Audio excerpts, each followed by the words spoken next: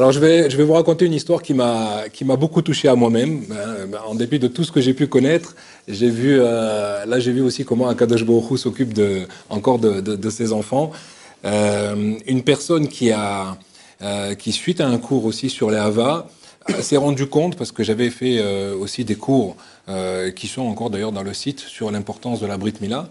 Et donc, elle a réalisé, cette maman, elle, mère de de plusieurs enfants, de 4 enfants, mais dont 2 garçons, de 10 et 12 ans, comme quoi, si une personne n'a pas fait la Brit Mila à 8 jours, ce n'est pas terminé. Il faut le faire, et il faut le faire le plus vite possible, quel que soit l'âge de l'enfant. Et donc, quand elle a entendu ça, ça l'a interpellée, et donc, elle a recherché, elle a retrouvé donc World Brit, et elle m'a contacté. Donc, une personne, elle aussi, qui était au départ issue de région du nord-est de la France, de la région de Strasbourg, et qui était, sa mère en fait l'a complètement enlevé du côté juif, même même la famille, je dirais, ne lui ont pas du tout laissé développer ce côté juif. Ça a été quelque chose de non dit, de caché. On le retrouve très souvent dans les cas que nous vivons. Avec World Brit, on se rend compte que énormément de gens ne sont pas ne sont pas du tout au courant de leur judaïté, ou sinon que c'est quelque chose comme quoi ils doivent pas du tout avoir accès, et que les familles cachent au maximum. Mais Akadosh Baruch Hu, lui, il sait faire les choses. Et quand elle m'a contacté, elle me dit, voilà, je voudrais savoir, est-ce que je peux faire cette Brit Mila? Je lui ai dit, évidemment, vous pouvez faire. Qu'est-ce que vous connaissez de votre judaïsme? Elle me dit, je connais rien du tout. D'accord, je commence maintenant, enfin, je ne connaissais rien du tout. Je vous avoue que maintenant, j'ai eu un réveil.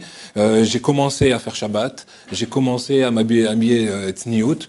J'ai dit, mais où est-ce que vous habitez? Elle me dit le nom d'une ville, je connaissais pas, enfin, ou d'un village. Je dis, dites-moi la ville à côté. Je connaissais pas non plus, pourtant je connais bien la France. Le plus grand, elle me dit Draguignan. Draguignan, donc vous êtes dans les coteaux de Nice. Elle me dit oui, on est complètement perdu dans une montagne là-bas. Et je dis, mais comment est-ce que vous êtes arrivé à faire tout cela? Et je dis, maintenant vous me dites, vous faites Shabbat, vous arrivez à manger kasher. C'est quoi manger kasher? Pour vous montrer la Messirut Nefesh, c'est des gens qui mangent jamais de viande. Jamais, parce qu'ils n'ont pas de viande cachère là-bas. Donc tout ce qu'ils prennent, c'est les choses les plus basiques. Et quand ils arrivent une fois toutes les 3 mois ou pour les fêtes, ils arrivent à acheter quelque chose vraiment que l'irvod pour la fête de ce qu'ils font. Ça m'a marqué parce que je dis, mais c'est pas possible de vivre ça. On est, on est en 2019. Comment est-ce possible une chose pareille? Et je me suis rendu compte que c'était vraiment quelque chose de sincère.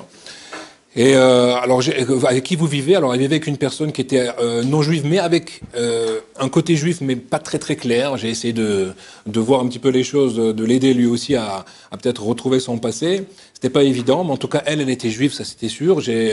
Non seulement elle était juive, mais elle était carrément arrière-petite-fille d'un grand Dayan de Londres. Et j'ai retrouvé toute l'ascendance, etc. C'était quelque chose de clair.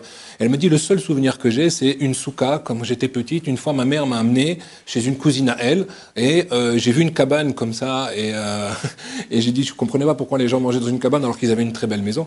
Mais en tout cas, donc on peut vous dire qu'elle connaissait pas les choses. Et c'est la seule chose dont je me souviens. Donc, écoute, moi je me suis occupé donc de ces enfants. Les enfants étaient motivés, je leur ai parlé. J'ai trouvé un chirurgien sur Nice. Et j'ai voulu organiser. C'était un petit peu compliqué, je vous avoue. Je me suis retrouvé un petit peu Nicolas Hulot dans l'histoire. Pourquoi? Parce que il n'avait pas de permis. Il n'avait pas de moyens non plus pour pouvoir venir à la clinique. J'avais très peur qu'il rate le rendez-vous. Donc je me suis dit, la seule moyen, c'est que je prenne une voiture, un minivan, parce qu'ils voulaient venir être tous présents, parce qu'il y avait des petits-enfants. Donc ils étaient déjà 6 à eux tout seuls, donc plus moi. Et donc je suis allé les chercher jusqu'à là-bas. Pour ne pas être sûr qu'ils ratent pas le rendez-vous, je les ai amenés à la clinique. Et on a fait la Brit Mila. Les 2 enfants, ils parlaient presque pas. Je dis, comment ça va? Ils me disent, oui, très bien, on est content. Ils parlaient pas beaucoup, mais ils étaient très intérieurs. Et après la Brit Mila, ils étaient vraiment fous de joie. Et on a décidé tout de suite, parce que je voulais leur montrer un petit peu c'était quoi la Kehila. J'ai dit, bon, on va aller chez le Rav Mergui qui a une yeshiva. Et là-bas, on va faire la Seudat Mitzvah. Alors, pour vous montrer comment c'est extraordinaire, la femme, elle m'a dit, mais je vais pas rentrer dans une synagogue, j'ai honte, je suis pas au niveau. Et quand elle a vu ça, elle est venue, non, vous allez voir, les gens vous attendent, etc. Elle était même étonnée que des gens puissent parler dans une synagogue.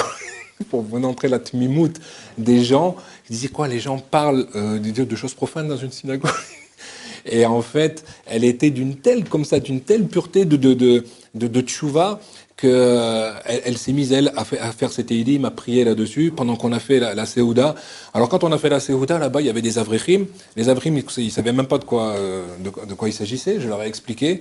Et quand ils ont entendu les témoignages de ces jeunes, quand ils ont vu ce qui se passait, ils ont tous été complètement bouleversés. Et tout le monde a voulu aider cette famille qui se retrouvait éloignée de tout. Moi, j'ai eu très très peur quand je suis allé les chercher, je vous avoue, parce que même leur téléphone ne fonctionnait pas. Et j'ai dû chercher ces gens. Quand je suis arrivé jusqu'au village là où ils habitaient, pendant toute la route, je les ai appelés et personne ne répondait. Je me suis dit, je vais les rater, c'est sûr. Et je suis allé carrément dans le bistrot du village. Je suis rentré dans le bistrot et c'était vraiment le schéma type. Parce que moi qui ai grandi aussi en province, je connaissais bien ces trucs. Et j'arrive chez le bistrot et je demande, voilà, est-ce que vous connaissez monsieur et madame Intel? Et les gars, ils se regardent, ils disent, il n'y a personne comme ça ici. Je dis, mais si, ils habitent là. Il dit, mais non, on connaît tout le village, il n'y a personne comme ça ici. Je dis, c'est pas possible. Et moi, je me retrouve maintenant là-bas, et je dis, c'est une farce, etc. Peut-être qu'ils habitent à l'extérieur. Et à un moment donné, je vois un facteur.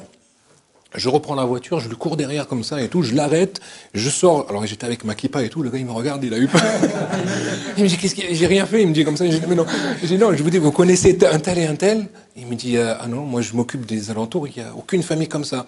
Mais demandez à la factrice qui s'occupe du village, elle est là-bas. Je recours, je reprends la voiture, je vais sur la place de l'église, vraiment les clichés. Et à un moment donné, je lui demande, je dis, vous avez des personnes comme ça qui... Il me dit, oui, voilà, ils sont juste là. Je dis, mais c'est pas possible, je suis revenu à côté du café où on m'a parlé, c'était à 50 mètres. Et donc je gare la voiture, parce que c'était des petites rues piétonnes, vraiment le petit village. Et je regarde là, ils étaient tous en rang d'oignon en train de m'attendre comme ça, attendre que j'arrive, sans téléphone, sans rien. J'ai dit, mais répondez-moi, dites, non mais le téléphone, on n'a pas de clita ici, on n'a pas de réception, etc. En tout cas, j'avais très peur de les rater, mais c'était quelque chose de fou. Enfin, bon, Minashamaïm, on a fait cette Brit Mila, ils étaient complètement fous de joie. À la yeshiva, ils ont vu ça, ils étaient tous très très émus. Et les gens se sont dit, ben là, on va les aider pour qu'ils reviennent vers la communauté. J'ai fait appel également à mon cousin qui s'occupe aussi, qui travaille avec moi à Brit, qui fait aussi les Brit Milot, qui est Yoel Danan. Et il y a eu un appel qui a été fait pour les aider. Pourquoi? Parce que ce jeune-là, le Rav Mergui aussi, a dit, puisque ces gens-là sont venus et qu'il va avoir maintenant 13 ans, parce qu'il y en avait celui qui avait 12 ans avait sa bar mitzvah juste c'était Purim dernier d'ailleurs. Et juste à Purim, donc on a dit, voilà, on va les aider. Et donc on a fait un appel, et les gens ont envoyé les chaussures, les costumes, etc. Il y a eu une entraide extraordinaire pour pouvoir faire cette bar mitzvah. Et ils ont fait cette bar mitzvah à Purim. Ils lui ont appris un petit peu comment faire les brachot, etc. et tout.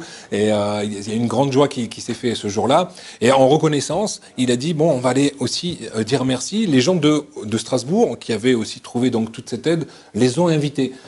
Et là, il y a eu un choc extraordinaire. C'est qu'en fait, il s'est avéré que les personnes qui ont acheté les costumes de ces deux jeunes, c'était exactement ces gens chez qui elle était dans la souka toute jeune.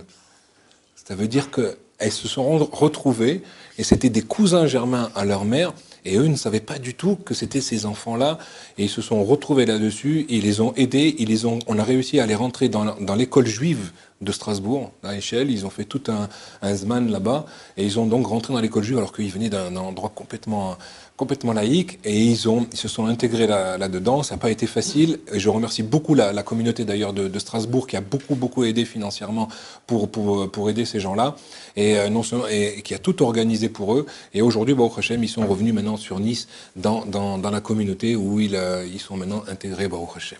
Donc vous voyez comment Akadosh Baruch Hu, Mida Kemigan Mida, quelqu'un qui fait un chesed, ce chesed, il revient jamais vide. Et vous voyez comment les choses tournent. Et grâce à cela, Baruch Hashem, ce sont des jeunes qui maintenant vont continuer dans ce chemin-là et vont pouvoir eux aussi grandir dans la Torah, Baruch Hashem.